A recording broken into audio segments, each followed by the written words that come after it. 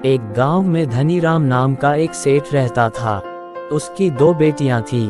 वह एक बेटा चाहता था जो उसकी अपार संपत्ति का वारिस बन सके। उसने बहुत प्रयत्न किया लेकिन वह असफल रहा। वह इसी चिंता में डूबा रहता था। एक दिन सेठ की बूढ़ी माँ ने सेठ से कहा, बेटा, गांव के बाहर जंगल में एक तांत्रिक बाबा रहते हैं, तो उनसे जाकर मिल, वही कुछ समाधान बताएंगे। सेठ अगले दिन तांत्रिक के पास जंगल में गया। प्रणाम बाबा जी। जय माँ काली। क्या बात है बालक, कैसे आना हुआ? बाबा जी, मैं कई वर्षों से पुत्र प्राप्ति के लिए प्रयास कर रहा हूँ, लेकिन मुझे पुत्र की प्राप्ति नहीं हो रही है बाबा जी। अब आप ही मेरी समस्या का कोई समाधान बताएं। तुम्हें पुत्र की प्राप्ति के लिए एक 9 वर्ष की छोटी कन्या की बलि देनी होगी, वो भी अमावस्या की रात को। बलि देने के बाद उस कन्या का कलेजा पति और पत्नी दोनों को खाना होगा।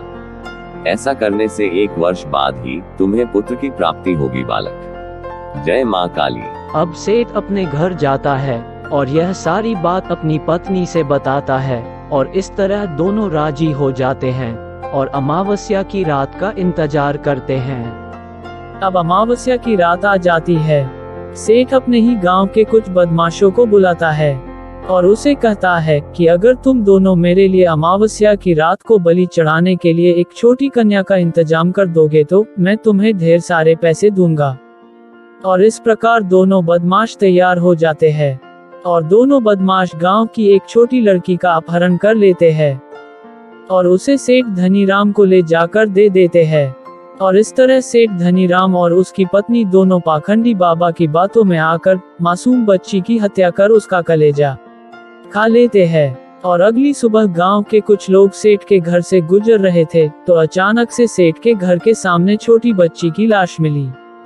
गांव वालों को सेठ धनीराम की काली करतूतों के बारे में पता चल गया और गांव वालों ने पुलिस को बुलाया और इस तरह सेठ धनीराम और उसकी पत्नी दोनों को उम्र कैद की सजा हो जाती है।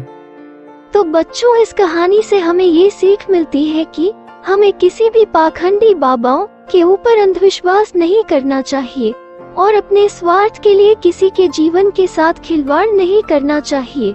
और अगर आपको वीडियो पसंद आए हो तो वीडियो को लाइक, सब्सक्राइब और शेयर भी कर दीजिए और हाँ, घंटा अवश्य दबाएं। धन्यवाद दोस्तों।